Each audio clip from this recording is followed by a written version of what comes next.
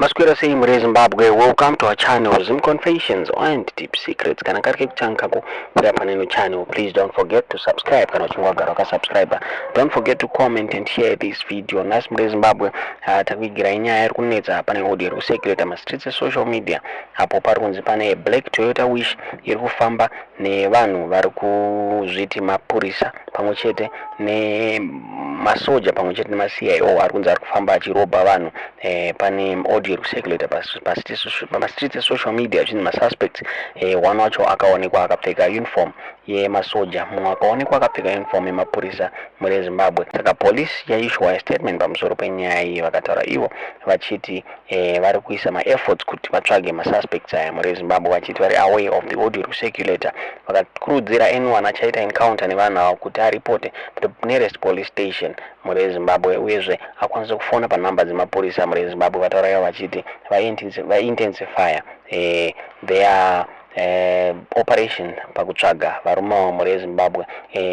Takuvigira audio iri kusekereta mastreets social media. Inzwai audio iri motudza zvamunofunga pamusoro penyaya mucomment section.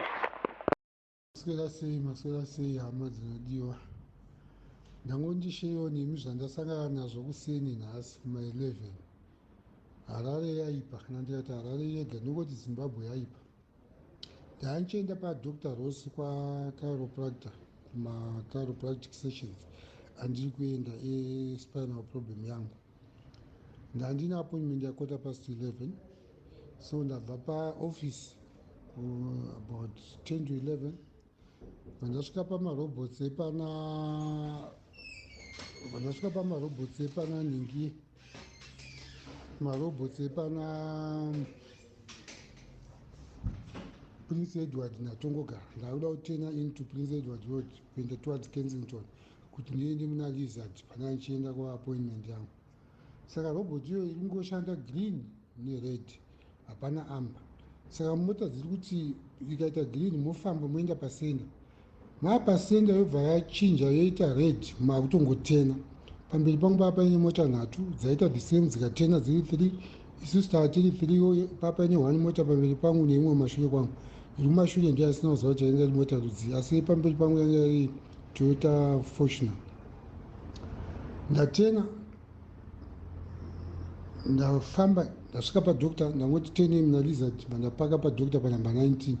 Chipaka panze papangozopaka Toyota Wish, inenge Wish yaikati Honda Fit, handauzoona because ndangokurumidza kuvhundutsirwa.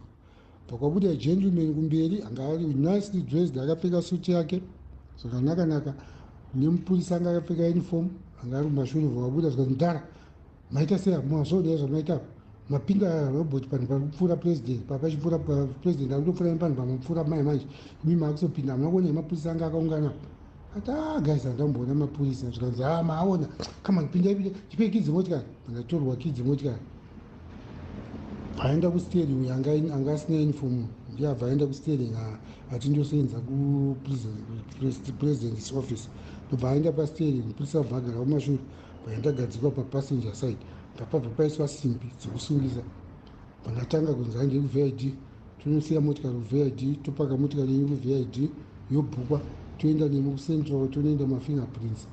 Kana maonekwa mafingerprints enyu, kana zviri need, paine need kuti muendeswe kuState muchaenda kuState, pane vanhu vari kunzi vari kutera president. Saka mapindiro amaita pared robot apa hatina kunzwisisai, saka handei kuVID. Saka ndatanga kupleadwa nawo munongozara ndichema kuti guys, ndine appointment yepadokta, ndiri kurwara, I've got this problem yespine. Saka ndatenjimhanya appointment ya1:15. I'm sorry kana ndapinda handatombozona kuti red robot ende. Bandavaexplaina kuti the way the robot was functioning, bandaexplaina zvese. Kanzi handei, vakutofona kuya chef, toita sei?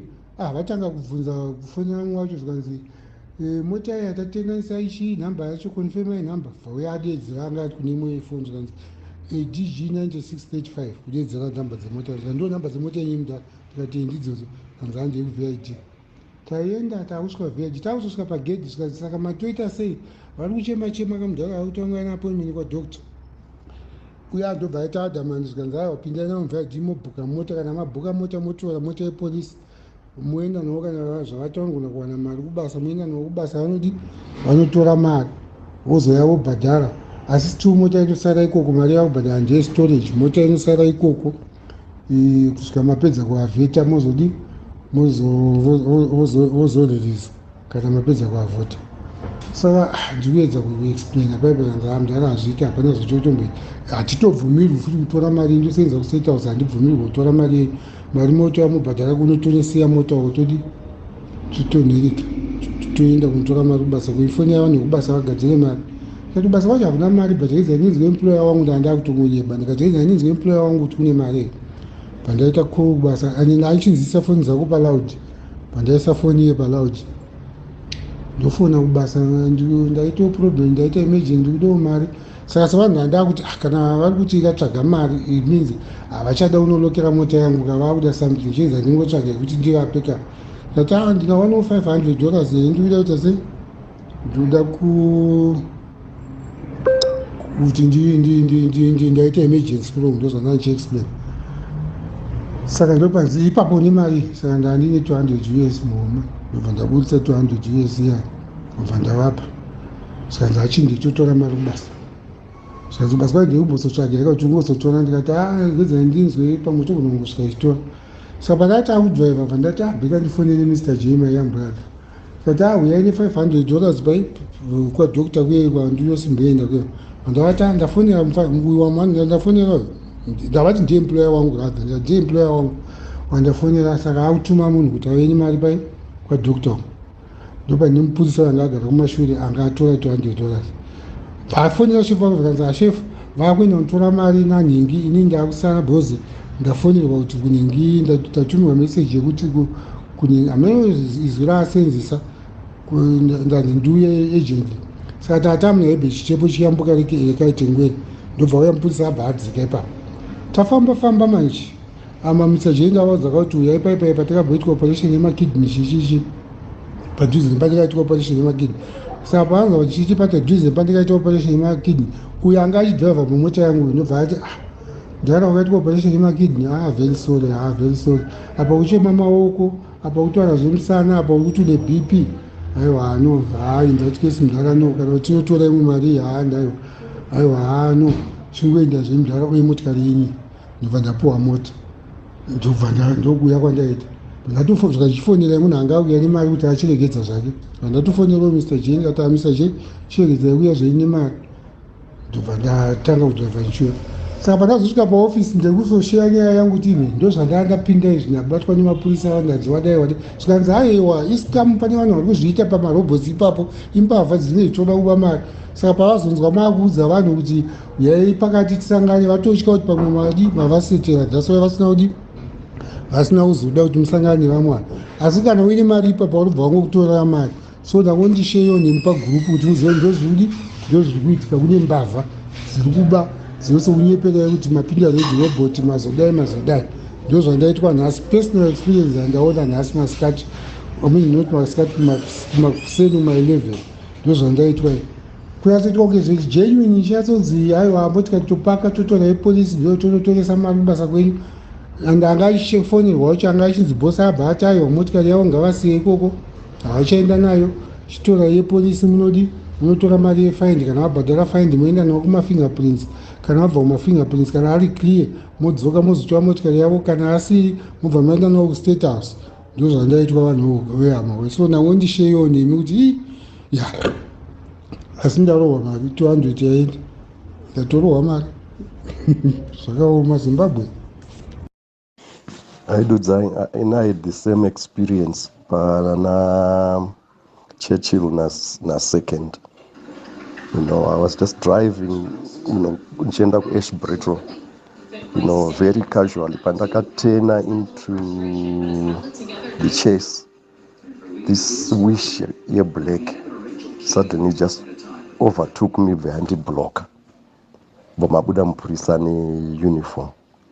Mamu, we are endangering vice president vari kupfuura vanga vachienda kuuniversity chichi. What are you talking about?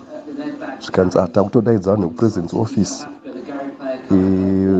chichi ndobva pasvika imwe mota kwabuda mumwe nicely dressed young man ane sutu chichi vakucommunicate. Hamene munhu avaicommunicate naye achiti ari kuavondale police station and chichichi vatadhiraivhiswa motikari pai kuenda straight vachingotaura straight kuenda kuvid kubelvedere. Takusvika ipapapa mati chichi ndikati handina mari, ndiri pensheni yawati hatirakidze zviri muchikwama chenyu, otherwise your license will go getting inokanzurwa wati. So muwallet mangu mamune 100 yanandabva kutambirawo from somewhere, endobva watora 100 zvikanzi chiendai. So that's what happened to you, that's what happened to me. So people be aware of that.